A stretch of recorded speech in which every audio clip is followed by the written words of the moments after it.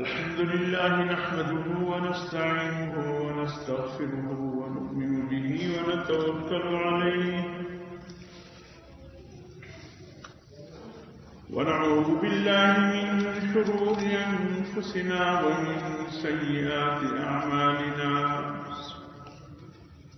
من يهده الله فلا مضل له ومن يضلله فلا هادي له ونشهد أن لا إله إلا الله وحده لا شريك له ونشهد أن سيدنا ونبينا ومولانا محمدا عبده ورسوله أرسله بالحق بشيرا ونذيرا لتتميم مكارم الأخلاق فإنه لا يخلق نبي ولا رسول بعده ولا أمة بعد أمته ولا شريعة بعد شريعته ولا كتاب بعد كتابه ولا قبلة بعد قبلته أما بعد فقد قال الله تبارك عز وجل أعوذ بالله من الشيطان الرجيم بسم الله الرحمن الرحيم لقد كان لكم في رسول الله أسوة حسنة لمن كان يرجو الله واليوم الآخر وذكر الله كثيرا صدقت يا رب العالمين وصدق رسوله النبي الأمي الكريم ونحن على ذلك لمن الشاهدين والشاكرين والحمد لله رب العالمين خدا در انتظار حمد مانیست محمد چشم بر راہ سنانیست محمد حامد حمد خدا بس خدا صدا فرین در مدح مصطفیٰ بس محمد استمی خواہم خدا را خدایا است حب مصطفیٰ را یا رب صل وسلم دائما ابدا على حبيبك خير الخلق كلهم والحبيب الذي ترجى شفاعته لكل حول من الأحوال مقتحم اللهم صل على سيدنا ونبينا ومولانا محمد وعلى آل سيدنا ونبينا ومولانا محمد وبارك وسلم عليه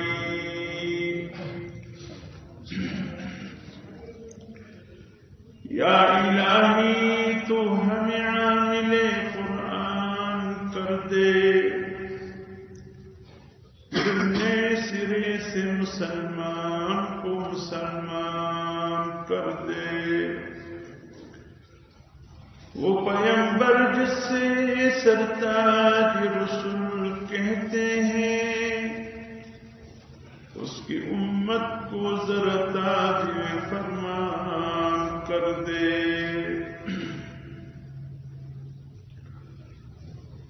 واجب احترام بزرگوں عزیز دوستوں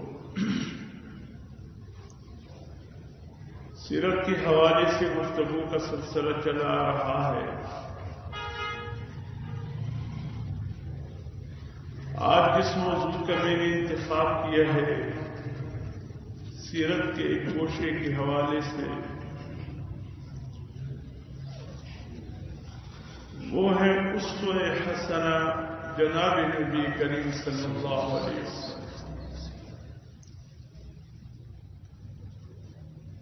میرے محترم دوستو، دنیا میں جب سے اللہ نے اس کائنات کو وجود بخشا ہے، بہت سے انسان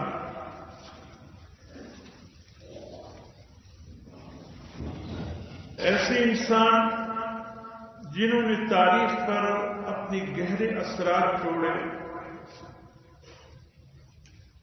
اور بہت وقت تک ان کا تذکرہ دنیا کے انسانوں میں رہا، اس کا ذکر چلتا رہا، اس کے حوالے سے کتب لکھے گئے، لیکن پھر ایسا وقت آیا کہ ان لوگوں کا تذکرہ بھی کالعدم ہو گیا جیسے دنیا میں کبھی تھے ہی نہیں، ان کا ذکر بھی لوگوں نے فراموش کر دیا، سوائے چند ایک کے جن کا تذکرہ ایک ضرب المثل کے حیثیت سے باقی رہا۔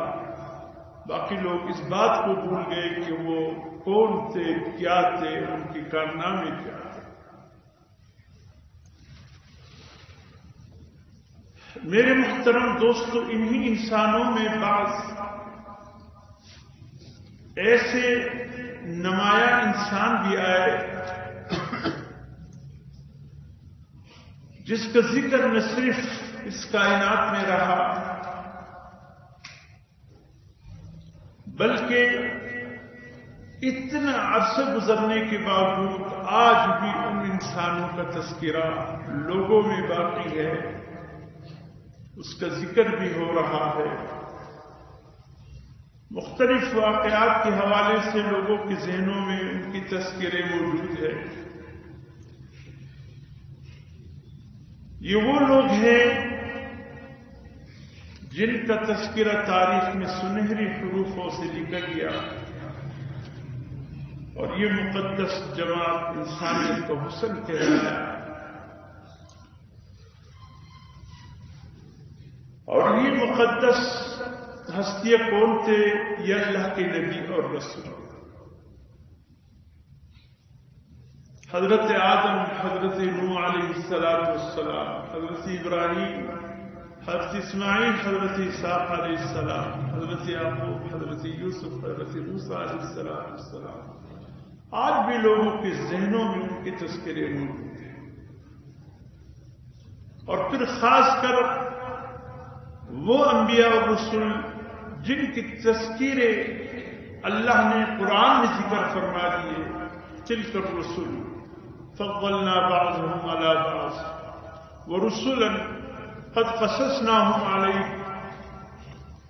بہت سے رسول اللہ کے ایسے گزرے جن کے واقعات لوگوں میں اب بھی زندہ ہے، جن کا تذکرہ اس امت کے لیے ضروری ٹھہرا۔ اللہ نے ان کے تذکرے قرآن کے ذریعے اس امت میں باقی رکھا، جن کے واقعات میں تا قیامت آنے والے انسانوں کے لیے کوئی عبرت، کوئی مثال، اللہ پاک نے ان کا تذکرہ قرآن میں فرما دیا۔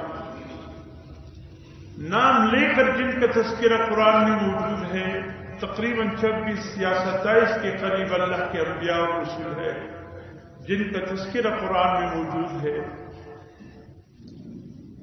چند ایک نبی اور رسول ایسے ہیں جن کے واقعات تفصیل کے ساتھ ہے، اور باقی انبیاء رسول ایسے ہیں جن کی زندگی کا کوئی واقعہ سنت کی رہنمائی کے لیے ضروری ہوا، اللہ نے بس اتنے ہی ٹکڑے ذکر فرما دیا، باقی تفصیل ان نبیوں کے اللہ نے ذکر نہیں فرمایا۔ حضرت موسیٰ علیہ السلام جن کا تذکرہ تقریباً زندگی یعنی پیدائش سے لے کر موت تک تقریباً قرآن مجید میں جا بجا موجود ہے۔ حضور صلی اللہ علیہ وسلم فرماتے ہیں میری امت کی مثال اور حضرت موسیٰ علیہ السلام کے قوم بنی اسرائیل کی مثال تقریباً قریب ہے، اس لیے اللہ نے اس قوم کا تذکرہ قرآن میں باقی رکھا تاکہ یہ امت اس سے عبرت بھی حاصل کرے، نصیحت بھی حاصل کرے، اور خاص کر رہنمائی بھی حاصل کرے۔ حضرت یوسف علیہ السلام کا ذکر بھی تقریباً پیدائش سے لے کر موت تک اللہ نے ایک ہی جگہ ذکر فرما دیا، اور جن نبیوں کے حوالے سے یہودیوں نے الزامات لگائے، قرآن نے ان کا تقدیس اور تحریم بیان کرتے ہوئے انہیں ان الزامات سے پاک کیا جو الزامات اس وقت کی یہودیوں نے لگائے، اور آج کے یہودیوں میں بھی اس قسم کی باتیں، باوجود اس کے کہ قرآن نے وضاحت کی اور فرما دی کہ یہ سب جھوٹے باتیں ہیں، یہ سب لعن طعن کی باتیں ہیں۔ بہرحال میرے محترم دوستو، یہ انسانوں کے وہ گروہ ہیں جو انسانیت کا حسن کہلائے،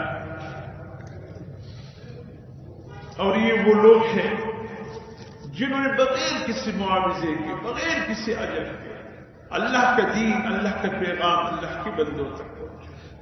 ہر نبی نے آ کر کہا لا نسألکم علیہ اجرا، میں تم سے اس کام کی عوض کوئی اجر کا مطالبہ نہیں کرتا، تم لوگوں سے کوئی عوض نہیں مانگتا، لوگوں سن تو لو ہم کہہ کیا رہے ہیں۔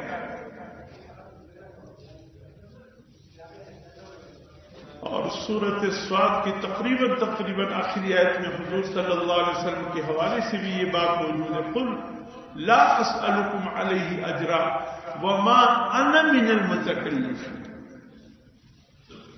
قل لا اسألکم علیہ اجرا وما انا من المتکلفین، اے پیغمبر علیہ السلام کہہ دیجئے لوگوں سے کہ لوگوں، جو پیغام میں تم تک اللہ کا پہنچا رہا ہوں میں اس کا بدلہ تم سے نہیں مانگتا، اس کا عوض تم سے نہیں مانگتا، بات سن تو لو، اور میں متکلفین میں سے بھی نہیں ہوں کہ میری بات میں کوئی تکلف ہو کہ صرف مالدار اس پر عمل کرے اور غریب نہ کر سکے۔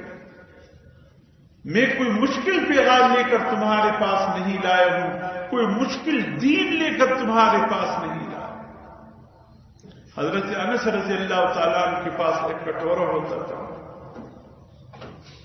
بہت عرصے تک آپ کے پاس رہا، اور صحابہ کرام میں حضرت انس رضی اللہ تعالیٰ عنہ تقریباً وہ صحابی رسول ہے جو تمام صحابہ میں تقریباً آخر میں دنیا سے رخصت ہوئے، تقریباً 93 ہجری ان کا سن وفات بیان کیا جاتا ہے۔ اللہ نے اتنی برکتیں اس کی زندگی میں ڈالے، اتنے اللہ نے نوازیوں سے، نواسوں سے، پوتوں سے، پوتیوں سے نوازا کہ جم غفیر تک خود اپنے پوتوں کو بھی نہیں پہچانتے تھے، اتنے اللہ نے کثرت سے۔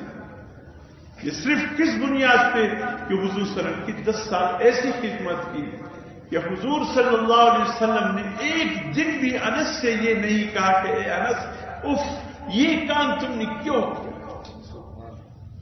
ایسی فرمایا ایک دن لڑک پنا تھا، حضور صلی اللہ علیہ وسلم نے مجھے کسی کام سے بھیجا، حضرت انس رضی اللہ عنہ فرماتے ہیں لڑکے تھے میرے ہم عمر کھیل رہے تھے، غالباً یہ اخروٹ کے ساتھ اس وقت بچے کھیلا کرتے تھے، ہر دور کے بچوں کے ایک الگ کھیل ہوتا تھا۔ اس دور میں تو موبائل نے تمام بچوں کا بیڑا غرق کر کے رکھ دیا، چھوٹے چھوٹے معصوم بچے بھی پڑے رہتے ہیں موبائل کے ساتھ میں۔ اب تو وہ بچوں کا کھیل کود ہے ہی نہیں، وہ دوڑ دھوپ ہے ہی نہیں، اب تو پتہ نہیں کس مصیبت میں ہمارے بچے مبتلا ہو گئے، آفت ہے۔ ایک ضروری درجے کے حد تک تو ٹھیک سے ایک ضرورت تھی انسان کی، لیکن اب اس کا استعمال بے انتہا بے ضرورت ہونے لگا، ضرورت کا درجہ کم ہو گیا، اور جو ضرورت کے درجے میں نہیں آتا اب اس طرف اس کا استعمال بڑھ گیا۔ کیا جوان، کیا مرد، کیا خواتین، کیا بچے، چھوٹے چھوٹے معصوم بچے اس مصیبت میں مبتلا ہو گئے۔ تو اس وقت بچوں کے ایک کھیل کود ہوتا تھا، ایک ورزش ہوتا تھا، ایک بھاگنا ہوتا تھا۔ اب تو بچے بھی جوانی میں قدم نہیں رکھتے، کمر میں ان کی بھی درد ہے، بدن میں ان کے بھی درد ہے، وہ جو بوڑھوں کے امراض ہوتے تھے اب بچوں میں آنے شروع ہو گیا، اور چھوٹے چھوٹے معصوم بچوں میں بھی شوگر لگنے شروع ہو گیا. حالانکہ کہتے ہیں کہ یہ یا زیادہ عمر کے لوگوں کا اس سے بھی یہ بیماری آتی ہے. اب کیونکہ وہ دھوپ نہیں رہا، وہ بھاگنا نہیں رہا، وہ جو شریعت حدود کے اندر ایک کھیل کود تھا وہ نہیں رہا. بہرحال حضرت انس رضی اللہ تعالیٰ عنہ فرماتے ہیں میرے ہم عمر لڑکے تھے، وہ اخروٹ کے ساتھ کھیل رہے تھے، میں بھی ان کے ساتھ ایسا مشغول ہوا کہ ذہن سے یہ بات نکل گئی کہ حضور صلی اللہ علیہ وسلم نے مجھے کسی کام سے بھیجا اور ضروری کام سے بھیجا، ذہن سے نکل گیا. حضور صلی اللہ علیہ وسلم نے انتظار کیا ہوگا کافی، جب نہیں آیا تو حضور صلی اللہ علیہ وسلم میری تلاش میں نکلے تو مجھے دیکھا کہ میں لڑکوں کے ساتھ کھیل رہا ہوں. فرمایا انس میں نے اس کام کے لیے تمہیں نہیں بھیجا تھا، اور میں ابھی تک منتظر رہا کہ ابھی آئے گا، ابھی پہنچنے کو ہے، دیر کر دی تمہیں تمہاری تلاش میں نکل آیا. حضرت انس نے کہا صرف کچھ ذہن سے نکل گیا، ہم عمر لڑکوں کے ساتھ کھیل کود میں ایسا مشغول ہو گئے کہ بات نکل گئی. یا رسول اللہ ابھی جاتا ہوں. وہ اللہ فرماتے ہیں میرے ماں باپ قربان ہو حضور صلی اللہ علیہ وسلم سے نہ ڈانٹا نہ اف کہا نہ کچھ اور کہا، صرف اتنا کہا اگر آخرت کا ڈر نہ ہوتا یا نہ مسواک ساتھ تھا، فرمائے میں اس مسواک سے تجھے مانتا. سبحان کیسی تربیت حضور صلی اللہ علیہ وسلم. تو ایک دن انتہائی سرد موسم تھا، بہت سرد موسم. حضرت انس رضی اللہ تعالیٰ عنہ نے یہ سوچ کر کہ صبح حضور صلی اللہ علیہ وسلم یا تہجد کے وقت جب جاگیں گے تو پانی بہت ٹھنڈا ہوگا، حضور صلی اللہ علیہ وسلم اس سے وضو تکلیف ہو جائے گی حضور صلی اللہ علیہ وسلم کے لیے. پوری رات ایک لوٹے میں یا ایک برتن میں پانی لے کر بیٹھے رہے، اوپر چادر اوڑھ لیا اور پانی کو گود میں رکھا اور چادر اوپر اوڑھ لیا کہ کم از کم تہجد کے وقت کچھ نہ کچھ تو گرمائش میں ہو جائے. تہجد کے قریب حضور صلی اللہ علیہ وسلم اٹھے تو انس نے کہا حضور صلی اللہ علیہ وسلم نے پانی جب طلب کیا میں نے فوراً وہی پانی پیش کیا. حضور صلی اللہ علیہ وسلم کو اس پانی میں ٹھنڈک کم محسوس ہوئی، گرمائش کچھ محسوس ہوا. فرمانے لگے انس یہ پانی کچھ گرم سا محسوس ہو رہا ہے، کسی چیز سے گرم کیا یا کہاں سے لے کر آئے؟ حضرت انس فرماتے ہیں رسول اللہ اس خیال سے کہ صبح آپ اٹھیں گے یا تہجد میں اٹھیں گے ایسا نہ ہو ٹھنڈا پانی آپ کو ملے تکلیف نہ ہو، اس لیے یا رسول اللہ میں نے میرا پنکھا چھا لگا اور اس سے دیر گرمی کی بند رکھتی ایسا پنکھا لگایا ہے بند کیا بٹن. تو کہا میں نے کہا وسلم اس طرح سینے سے چمٹا کر میں نے چادر اوڑھ لیا تھا اور یہ پانی میرے بدن کی گرمائش سے گرم ہو. حضور صلی اللہ علیہ وسلم نے خوش ہو کر فرمایا اے انس مانگو کیا مانگتے کیا دل میں ہے؟ تہجد کا وقت ہے، ادھی رات ہے، قبولیت دعا اور پھر حضور صلی اللہ علیہ وسلم کی ذات کرام اور آپ کی دعا. وہ بھی انس تھے، حضور صلی اللہ علیہ وسلم کے فیض یافتہ تھے، حضور صلی اللہ علیہ وسلم کے صحبت یافتہ تھے، حضور صلی اللہ علیہ وسلم کی تربیت یافتہ تھے. ہاں وہ جانتے تھے اگر دنیا کی چیز مانگوں گا تو دنیا تو فانی ہے، جو بھی کہوں گا حضور صلی اللہ علیہ وسلم کی دعا سے اللہ مجھے عطا فرما دے گا، لیکن ایک دن چھوڑ کر میں نے اس سے جانا ہے، اس لیے میں نے دنیا کی چیزوں کو چھوڑ کر میں نے کہا یا رسول اللہ اگر میرے لیے آپ نے اللہ سے دعا مانگنی ہے اور کچھ عطا فرمانا ہے بس یہی آرزو ہے میری. جس طرح اللہ نے آپ کی خدمت کے لیے مجھے دنیا میں چن لیا، اللہ پاک جنت میں بھی مجھے آپ کا خادم بنا. بس یہی میری خواہش ہے، یہی آرزو ہے. سبحان اللہ. حضور صلی اللہ علیہ وسلم نے فرمایا انس ٹھیک ہے میں اللہ سے دعا مانگتا ہوں لیکن ایک کام تو کرنا کہ کثرت سجدے کے ساتھ میرے ساتھ تعاون کر. یعنی یہ نہیں فرمایا انس تو نے مانگا میں نے ہاں کہہ دی بات ہو گئی اب جنت میں تجھے میری رفاقت مل گئی، یہ نہیں فرمایا انس محنت کرتے رہو سجدوں کے ساتھ اللہ کو راضی کرتے رہو، انشاءاللہ اللہ تجھے جنت میں میری رفاقت نصیب فرمائے. ہمارے ہاں بھی کچھ ایسے گروہ بنے ہیں وہ کہتے ہیں کہ جماعت خانے کے یا آغا خانی فرقہ جتنے ہیں اتنے جمع کر دو، ہمارے آغا خان پرنس آپ کے لیے ایک چٹ لکھ کر دے دے گا، بس وہ خوش ہو کر آپ کو دنیا ہی میں جنت کی زمین الاٹ کر دے گا۔ پتہ نہیں خود کہاں جا رہے اور اپنے ماننے والوں کو جنت میں بھجوا رہے ہیں، اور خود اپنا حال پتہ نہیں ہے کہ یہ جہنم کے کس مقام پہ ہوگا۔ حضور صلی اللہ علیہ وسلم نے کبھی یہ نہیں کہا کہ بس بات ہو گئی، فرمایا کثرت سے۔ ایک دن پپی بھی آئی تھی حضرت صفیہ، بیٹی بھی آئی تھی حضرت فاطمہ رضی اللہ تعالیٰ، پتہ نہیں خصوصاً کے دل میں کیا آیا، اور فرمانے لگے اے میری پپی صفیہ، اے میری بیٹی فاطمہ، اس گمن میں نہ رہنا، اے پپی اس گمن میں نہ رہنا کہ تمہارا بھتیجا اللہ کا نبی ہے، اللہ کا رسول ہے، اللہ کا لاڈلا ہے، اللہ کا محبوب ہے۔ اے بیٹی تم بھی اس گمن میں نہ رہنا کہ تیرا باپ اللہ کا رسول ہے، بس وہ جیسے چاہیں گے ویسے تمہیں اٹھا کر جنت میں داخل کر دیں گے، اگر اعمال کر کے نہیں آؤ گے میں اللہ کے عذاب سے بچا نہیں سکتا۔ عمل کرتے جاؤ، اللہ کو راضی کرتے جاؤ، تاکہ اللہ تمہیں جنت میں میری رفاقت نصیب فرمائے۔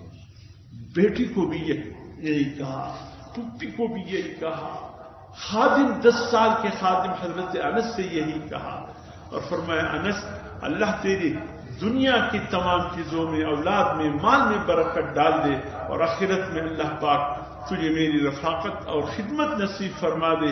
تم بھی کوشش کرتے رہو، دنیا کے حوالے سے تمہیں دعا کرتی، پھر اللہ نے اتنا نوازا تھا کہ انتہا ہو گئی۔ یہ حضور کی تربیت کا اثر تھا۔ تو میرے محترم دوستو، آخر میں جب آئے تو حضور صلی اللہ علیہ وسلم اللہ کے لاڈلے، اللہ کے محبوب بن کر آئے، انہوں نے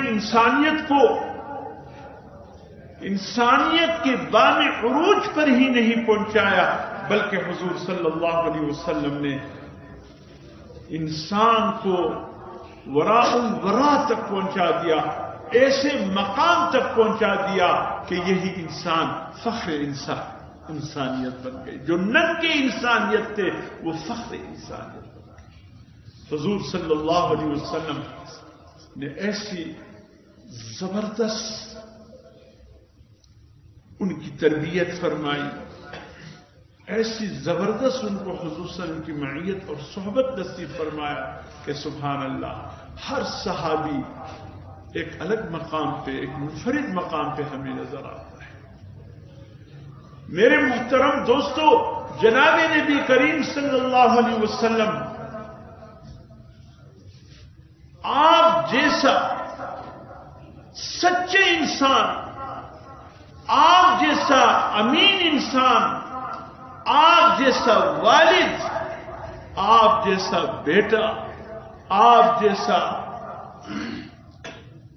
یعنی ہر مقام پہ دیکھ لیجئے، مبلغ، رعایا کی حیثیت، بادشاہ کی حیثیت، کمانڈر کی حیثیت سے میدانوں میں لڑنے والا، آپ جیسے نہ آیا ہے اور نہ آ سکے۔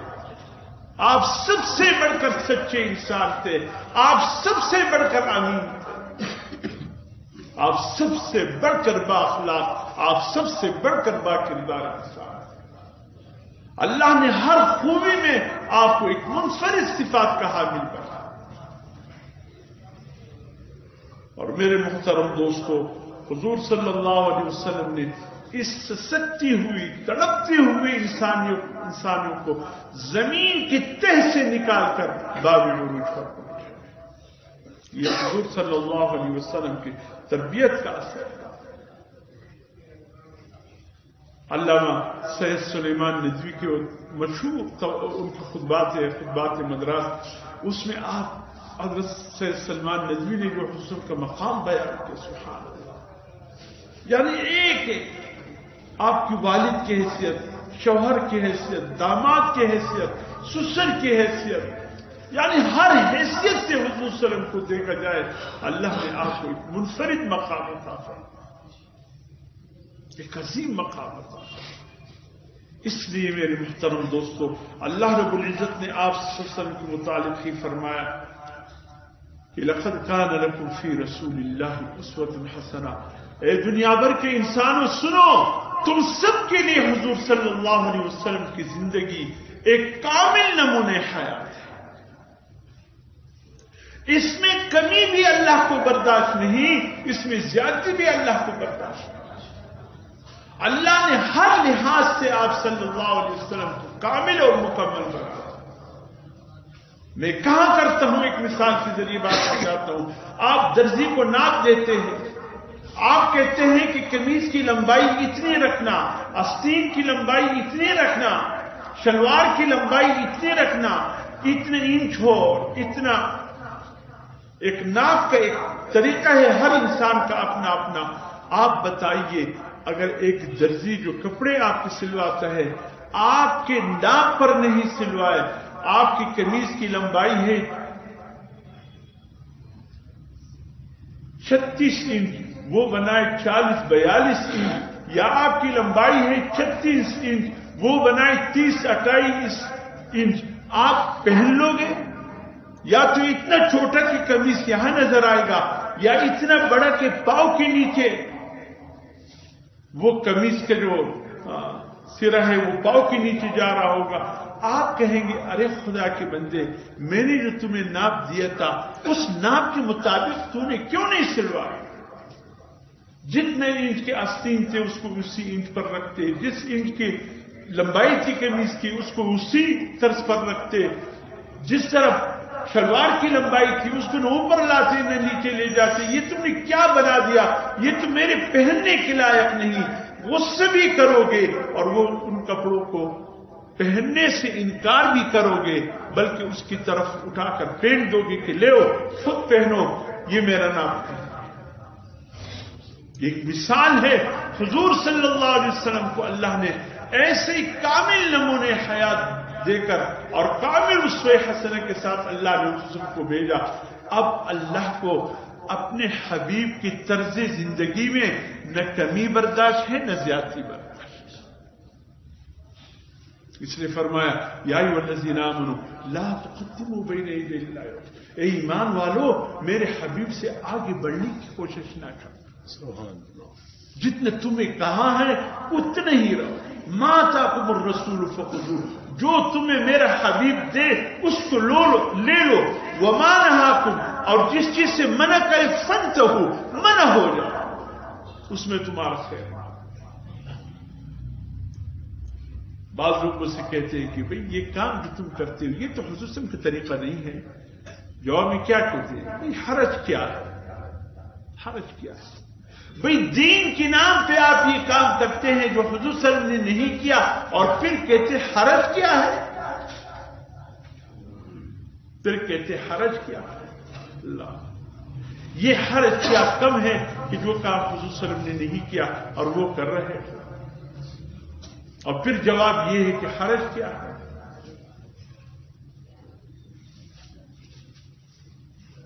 عام دنوں میں ظہر کی نماز 4 رکعت فرض ہے۔ آج جمعۃ المبارک ہے، آج جمعے کے کتنے ہیں؟ 2 فرض ہیں۔ بعض لوگ شک میں ہیں 2 ہیں نا، چلے 2 کی بجائے آج بھی ہم 4 پڑھ لیتے ہیں۔ آپ پڑھ لو گے میرے ساتھ؟ کیوں؟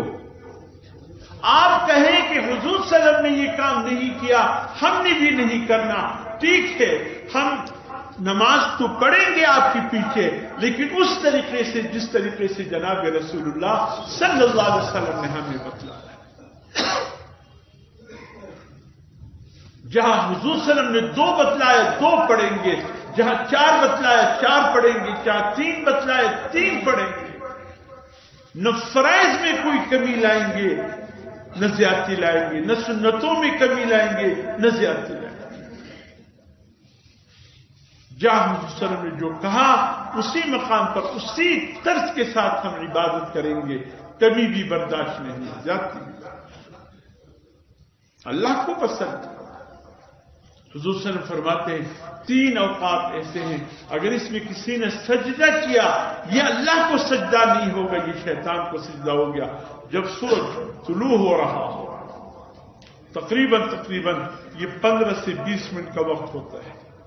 جب سورج غروب ہو رہا ہو تقریباً یہ 5 سے 6 منٹ کا وقت ہوتا ہے، اور جب سورج عین زوال انسان کا سایہ انسان کے قدموں کے نیچے آئے جس کو زوال کہتے ہیں، یہ تقریباً 35 سے لے کر 45 منٹ کا وقت ہوتا ہے. کم از کم یہ 35 منٹ ہوتا ہے، زیادہ سے زیادہ یہ تقریباً 45 منٹ ہوتا ہے. تو غروب آفتاب میں 5 سے 6 منٹ ہوتے ہیں، طلوع آفتاب میں تقریباً 15 سے لے کر 18-20 منٹ ہوتے ہیں، اور زوال میں 35 سے لے کر 45 منٹ ہوتا ہے.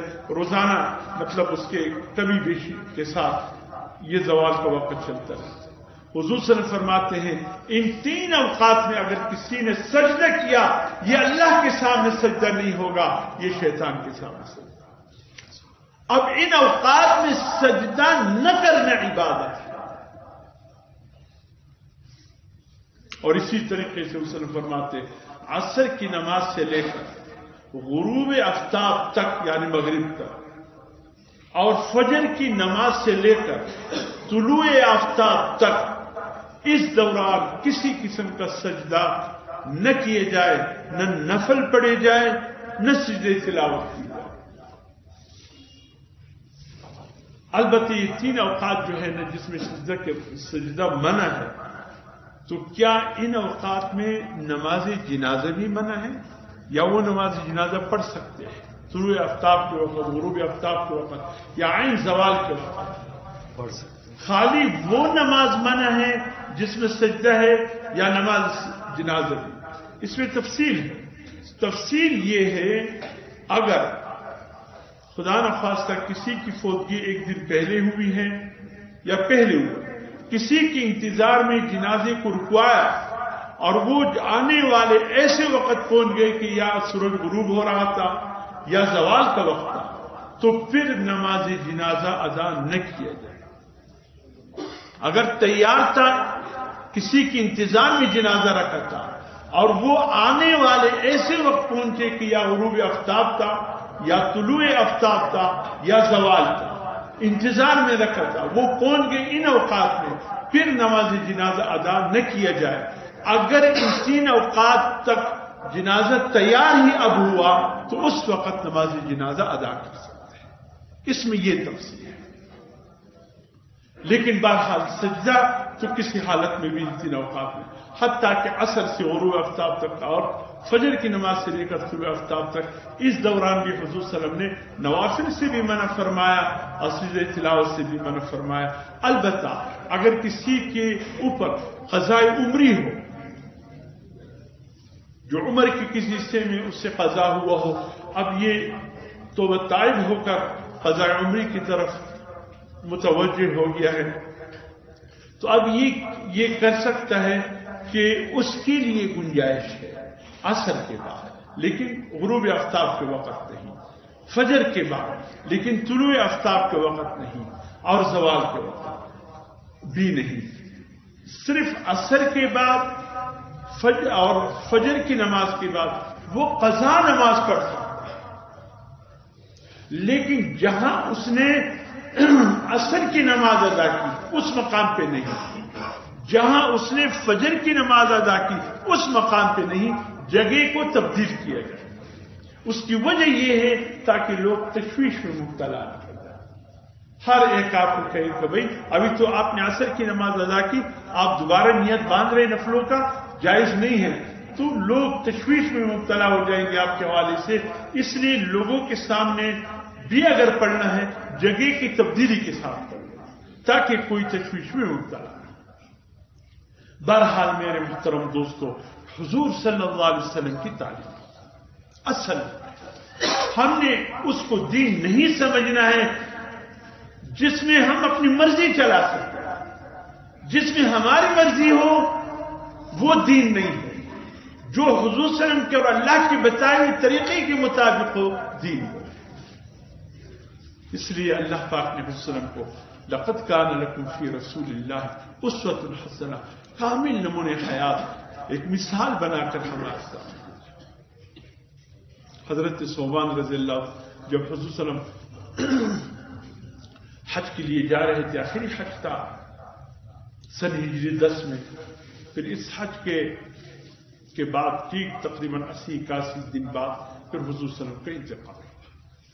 یہ آخری حج کا ذوالحلیفہ، جس کو بیر علی بھی کہتے ہیں اور ذوالحلیفہ بھی کہتے ہیں، مدینے والوں کا میقات ہے.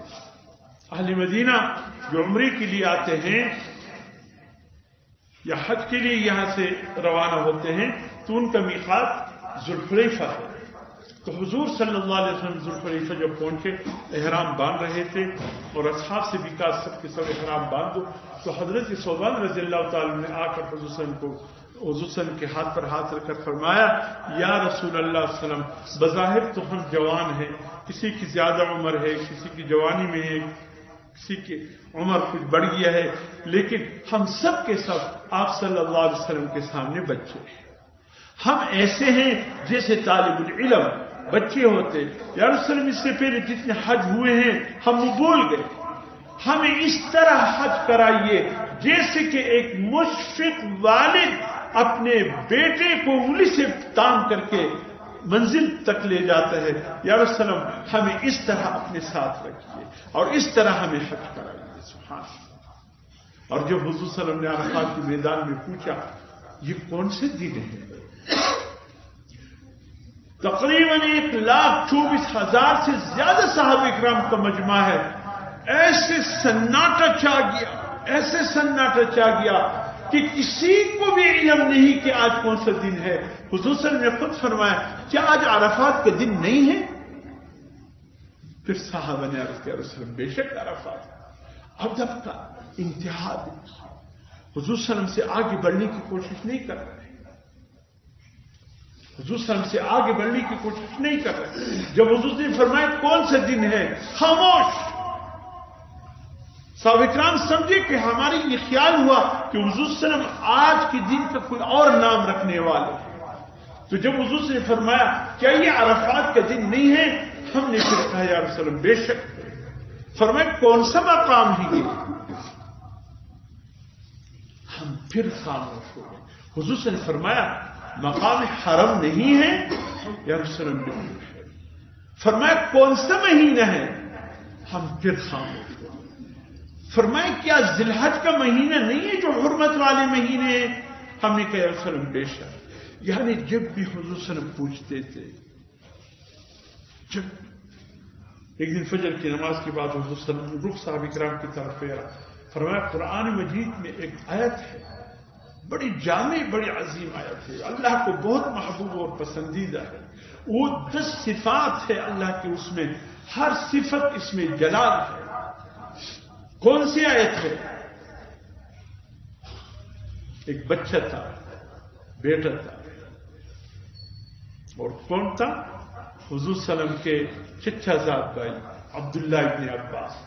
وہ بیٹا، اس کے دل میں آیا میں کہہ دوں کہ یہ آیت الکرسی ہے، لیکن جب دیکھا سب خاموش ہیں تو اگر میں بولا ایسا نہ ہو کہ والد کی طرف سے ڈانٹ پڑ جائے، جب بڑے بڑے صحابہ خاموش تھے تم کیوں بولے؟ آتے آتے خیال رک گیا. غالباً اس وقت کا میری عمر 10 سال کی تھی. آتے آتے خیال رک گیا، میں نے بھی نہیں کہا. صحابہ کرام جاننے کے باوجود ایسے خاموش ہو گئی جیسے کچھ نہیں جانتے. حضور صلی اللہ علیہ وسلم نے فرمایا کیا وہ آیت آیت الکرسی نہیں ہے؟ یا رسول اللہ. یہ ادب کی بات ہے. حضور صلی اللہ علیہ وسلم جب اللہ نے روک دیا یا ایھا الذین آمنوا لا تقدموا بین یدی اللہ، ایمان والو اللہ اور اس کے رسول سے آگے بڑھنے کی کوشش نہ کرو، بس بات ختم ہو گئی. پھر صحابہ کرام نے آگے بڑھنے کی کوشش کی. میرے محترم دوستو، حضور صلی اللہ علیہ وسلم نے ایسی تعلیمات ہمیں دی، خدا کی قسم اگر ہم اس تعلیمات پر عمل کریں، دنیا میں ہم ایسے اللہ پاک ہمیں بھی ایسے یعنی برکت اور خیر والی زندگی نصیب فرمائے جیسے صحابہ کرام کو عطا فرمائے. صحابہ کرام نے وہ کیا کمال تھا، یہی کہ انہوں نے حضور صلی اللہ علیہ وسلم کی تعلیمات سے نہ آگے بڑھنے کی کوشش کی نہ پیچھے ہٹے. جب ایک دن حضور صلی اللہ علیہ وسلم عصر کی نماز پڑھا رہے تھے، دیکھیے اللہ کا عجیب نظام ہے. وہ تمام مسائل جو قیامت تک پیش آنے تھے، قیامت تک پہ وہ حضور صلی اللہ علیہ وسلم کی زندگی میں اللہ نے وہ تمام مسائل لے آئے. تاکہ قیامت تک امت کے لیے رہنمائی، قیامت تک امت کے لیے رہنمائی۔ ایک دن حضور صلی اللہ علیہ وسلم عصر کی نماز پڑھا رہے تھے تو 2 رکعت پر حضور صلی اللہ علیہ وسلم نے سلام دے دیا۔ 2 رکعت پڑھائی حضور صلی اللہ علیہ وسلم نے عصر کی نماز، سلام دے دیا۔ صحابہ ایک دوسرے کو دیکھ رہے تھے، ہمت کسی میں نہیں تھی کہ حضور صلی اللہ علیہ وسلم سے پوچھ لیتے یا رسول اللہ کہ 2 رکعت آپ بھول گئے یا اللہ کا حکم عصر کی 2 نماز ہو گئی۔ ہمت نہیں پڑ رہی تھی کہ جب تک حضور صلی اللہ علیہ وسلم خود نہ کہے ہم خاموش رہیں گے۔ ذوالیدین ایک صحابی ہے، نام ان کا کچھ اور تھا لیکن مشہور ذوالیدین، 2 ہاتھوں والا، 2 ہاتھوں والا، یہ اس کا کنیت بن گیا، ذوالیدین 2 ہاتھوں والا۔ آپ کے کتنے ہاتھ ہیں؟ 2 یا 3 ہیں، 4 ہیں؟ تو ذوالیدین کا کیا کمال تھے؟ سب ذوالیدین ہیں، سب کے 2 ہاتھ ہیں۔ اگر ذوالیدین کے 2 ہاتھ ہو تو 2 ہاتھ تو سب کے ہیں۔ ذوالیدین کا کمال یہ تھا کہ اس کے دونوں ہاتھ لمبے تھے، جب وہ قیام کے لیے کھڑا ہوتا ہاتھ چھوڑتے، آپ یقین کیجیے گھٹنوں کے نیچے جا رہے تھے، گھٹنوں سے بھی نیچے جا رہے تھے، بڑے ہاتھ تھے۔ اس لیے لوگوں میں مشہور ہو گیا ذوالیدین 2 ہاتھوں والے۔ 2 ہاتھوں والے تو سب تھے لیکن ان کے ہاتھ عام انسانوں کے ہاتھوں سے ذرا بڑے تھے، اس لیے ذوالیدین میں شروع ہوئے۔ تو ذوالیدین نے ہمت کی اور فرمانے لگے یا رسول اللہ صلی اللہ علیہ وسلم اقصرت فی الصلاۃ ام نسیت؟ یا رسول اللہ نماز کم کر دی گئی یا آپ بھول گئے؟ حضور صلی اللہ علیہ وسلم نے منہ پلٹ کر فرمایا دونوں میں سے کوئی بات نہیں ہے، نہ نماز کم کی گئی ہے نہ میں بھولا ہوں۔ حضرت ذوالیدین نے کہا اصل کچھ تو ہے۔ حضور صلی اللہ علیہ وسلم نے صحابہ سے پوچھا یہ ذوالیدین کیا کہہ رہا ہے، یہ ذوالیدین کیا کہہ رہا ہے؟ صحابہ نے کہا یا رسول اللہ آپ نے 2 رکعت پر سلام پھیر دیا۔ حضور نے فرمایا اچھا بھائی لقمہ دے دے، میں بھول گیا ہوں۔ اللہ، جس نبی کی بھول میں اتنی رحمت ہے اس کے نہ بھولنے میں کتنی رحمت ہے۔ فرمائے نہیں میں بھول۔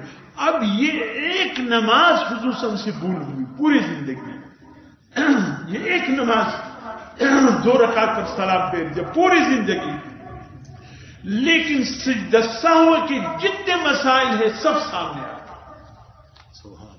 اگر حضور صلی اللہ علیہ وسلم یہ نہ بھولتے تو سجدہ سہو کے مسائل سامنے آئے۔ غزوہ بنی مستلق سے واپس آ رہے تھے، تھک گئے تھے، ایک مقام پہ آدھی رات ہو گئی۔ حضور نے فرمایا بھئی تک گئے ہیں، پڑاؤ ڈال دو، سو جاتے کچھ دیر، بھئی ہمیں فجر کے وقت کون اٹھائے گا؟ ایسا نہ سب کی آنکھ لگ جائے، فجر کی نماز قضا ہو جائے۔ حضرت بلال نے کہا یا رسول اللہ میں اٹھاؤں۔ کہا بلال ہاں تم پہرا دینا، ایسا نہ ہو کہ فجر کی نماز قضا ہو جائے۔ حضور صلی اللہ علیہ وسلم بھی سو گئے، صحابہ بھی سو گئے۔ سب سے پہلے حدیث میں آتا ہے اتنے پیارے الفاظ کے ساتھ، اس وقت حضور صلی اللہ علیہ وسلم کو جاگ آئی جب سورج نے حضور صلی اللہ علیہ وسلم کے چہرے انور کا بوسہ لیا۔ الفاظ حدیث کی یہ ہے جب سورج نے حضور صلی اللہ علیہ وسلم کے چہرے انور کا بوسہ لیا یعنی طلوع ہو گیا، سب سے پہلے حضور صلی اللہ علیہ وسلم جاگے تو دیکھا سب سوئے ہیں، بلال کو دیکھا، بلال بیٹھے بیٹھے سو گئے۔ ارے بلال تم تو پہرے کے لیے تمہیں بٹھایا گیا تھا کہ ہمیں اٹھانا، تم بھی سو گئے۔ یا رسول اللہ جس ذات نے آپ کے انکیں سلا دی اس ذات نے میرے انکیں بھی سلا دی۔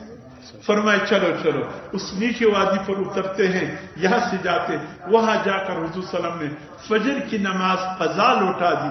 پوری زندگی یہ ایک نماز قضا ہوا تو اس ایک نماز کے قضا ہونے پر جتنی قضا نمازوں کے مسائل ہیں وہ سب سامنے آ گئے، ایک ایک چیز اللہ نے سامنے کر دی۔ حج کے موقع پر حضرت صدیق اکبر رضی اللہ تعالی عین مینا کے دن عرفات جانے والے تھے، کل آج مینا کے دن، عین مینا کے دن حضرت صدیق اکبر کے ہاں بچے کی ولادت ہو گئی،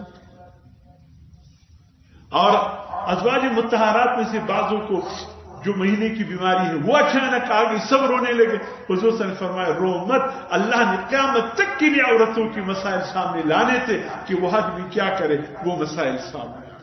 سبحان اللہ. میرے محترم دوستو، دل چاہتا ہے کہ کسی گوشے میں بیٹھ کر اپنی زندگی کے ایک خود احتسابی کا ایک گوشوارہ بنا اور سوچ، میں بھی، آپ بھی، ہم سب، ہم حضور صلی اللہ علیہ وسلم کے ذات پر مر مٹنے کا دعویٰ کرتے ہیں. کیا ہم نے حضور صلی اللہ علیہ وسلم کی تعلیمات پر عمل کی تقاضے پورے کیے ہیں؟ حضور صلی اللہ علیہ وسلم نے جن کاموں سے ہمیں منع کیا، کیا ہم رک گئے ہیں؟ حضور صلی اللہ علیہ وسلم نے جن کاموں کے کرنے کا حکم دیا ہے، کیا ہم وہ کر رہے ہیں؟ حضور صلی اللہ علیہ وسلم نے فرمایا جھوٹ مت بولو، ایسا نہ ہو اگر جھوٹ تمہاری زندگی بن جائے اللہ کے ہاں تم جھوٹوں میں شمار ہو جاؤ گے. کیا ہم نے کبھی اس حدیث کو سنجیدگی سے لیا ہے؟ حضور صلی اللہ علیہ وسلم نے فرمایا سچ بولو، تمہارا ہی نقصان ہو، تمہارے خاندان کا، قوم قبیلے کا نقصان ہو. سچ سے ہٹ کر نہ رہو، بغیر سچ کی تمہاری زندگی. کیا واقعی ہم اپنی زندگی میں سچ کے خوگر ہو گئے ہیں؟ حضور صلی اللہ علیہ وسلم نے فرمایا خیانت کبھی نہ کرو. کیا واقعی ہم نے خیانت چھوڑ کر ہم نے امین والی زندگی اختیار کی ہے؟ سوچ لیجیے، سوچ لیجیے. حضور صلی اللہ علیہ وسلم کے عزت پر مر مٹنا وہ بہت بڑا دعویٰ ہے، لیکن سوچنا پہلے یہ ہے کہ ہم نے حضور صلی اللہ علیہ وسلم کی تمام ارشادات پر عمل کرنا ہے. کتنے افسوس کا مقام ہے، اتنے عظیم پیغمبر کی ہم امتی ہے، لیکن اس پیغمبر کی زندگی کا کوئی نمونہ ہماری زندگی میں نظر کیوں نہیں؟ اخلاق کا کیا ہے؟ معمولی بات پہ وہ گالی گلوچ اللہ. کیا حضور صلی اللہ علیہ وسلم نے یہ بتلایا ہے، یہ تعلیم؟ وہ تصویر سامنے آ گئی ان دنوں کہ ایک شخص بیچارہ غریب تھا، وہ سویا تھا، اپنے چپل اس نے اپنے یہ ازار بند سے باندھا ہوا تھا، کہیں یہ کوئی چوری نہ کرے. پرانے چپلیاں تھی. ہم ایسے معاشرے میں آ گئے جہاں ہم مٹکا رکھتے ہیں یا کولر پانی کی رکھتے ہیں، گلاس ہم زنجیروں سے باندھتے ہیں. یہ اخلاق ہماری ہو، کس طرف ہم جا رہے ہیں؟ اتنا عظیم پیغمبر کی امتی ہوتے ہوئے میرے محترم نے سوچ. حضور صلی اللہ علیہ وسلم کی زندگی کے بغیر نہ دنیا میں کامیابی ہے نہ آخرت میں. خدا کی قسم جتنی پریشانیاں ہیں یہ سب کے سب حضور صلی اللہ علیہ وسلم کی تعلیمات سے روگردانی کا نتیجہ ہے.